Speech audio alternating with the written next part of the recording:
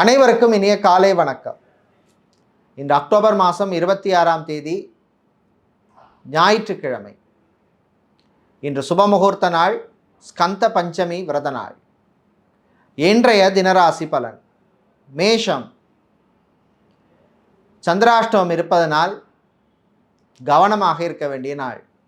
ரிஷபம், வியாபாரத்தில் லாபம் உண்டு. மிதுனம், வேலையில் முன்னேற்றம் உண்டு. கடகம், பெண்களுக்கு நன்மையான நாள். சிம்மம், வீட்டிலே இருந்த பிரச்சனைகள் குறையும்.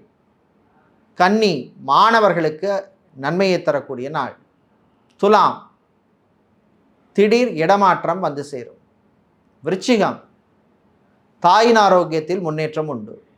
தனுசு, மருத்துவ செலவு குறையும்.